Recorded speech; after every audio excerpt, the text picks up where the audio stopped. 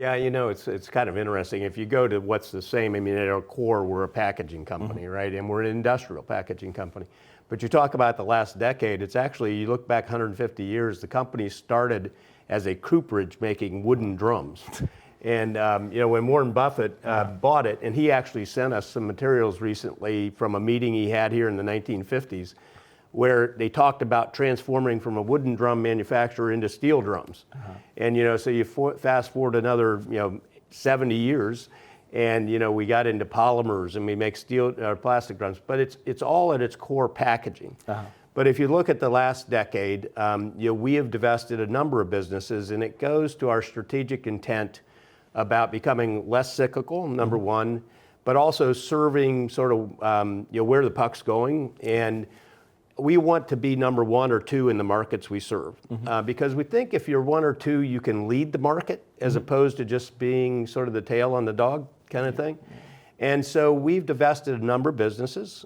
We had a flexible packaging business that was basically big bags that were sewn, lots of people in rooms sewing bags. We disposed of that to our joint venture partner. We got out of a filling business. We used to fill drums. We got out of that business. And then probably the biggest thing is last year we ended up exiting our container board business. Container board is the type of paper that becomes cardboard boxes that show up on my and your porch every day from whomever. And for us, we were a 2% player in the market.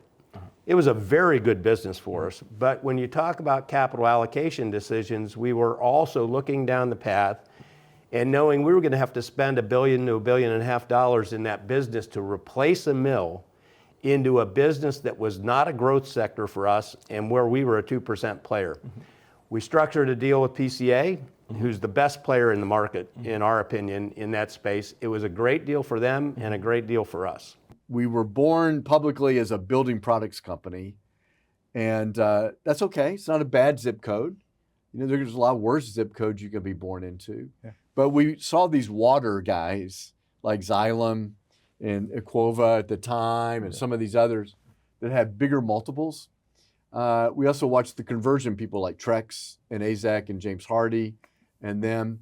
And so we developed, I would say, a communications or positioning strategy that said, look, we've got conversion, we've got this water story. That's a heck of a lot better than building products. They're bigger spaces. So we began to rebuild our story around that. That's where a lot of this, about that time, we started to redo our image with the branding and the water thematic. And the way I thought about it was, it's a bigger place for us to play. It's a better thematic. I've got this great recycling activity that we've never told anyone about, which reinforces water and sustainability. So that's where we I would say, took it out of the shadows of the company and began to really talk about it. So the rationale behind the deal is the fact that the intelligent systems that we see around us, right, in any industry, from either automotive, aerospace, healthcare, energy, industrials, every one of those industries has. So suppose you're looking at a car. That car is a software-defined car, right? So there's a piece of some 10 million lines of code that is running on that car, on that chip, to make that car autonomous or semi-autonomous. That 10 million line of code or 100 million lines of code runs on an ECU. It's a silicon chip, right? Designed using EDA tools from Synopsys.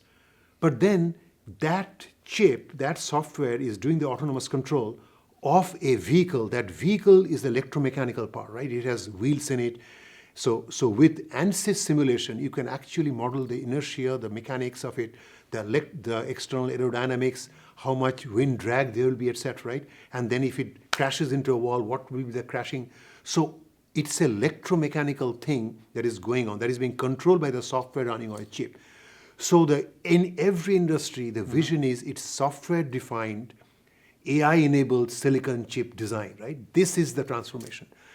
And so to make it successful, you need to, inside the same design tools, what if you would get the chip design as well as system design in the whole chip to systems?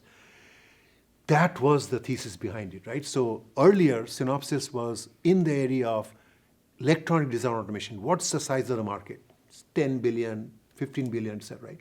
Now the market is the entire product area, right? So collectively across industries, the market is like 1.8, 1.3 trillion dollars. That's the R&D budget.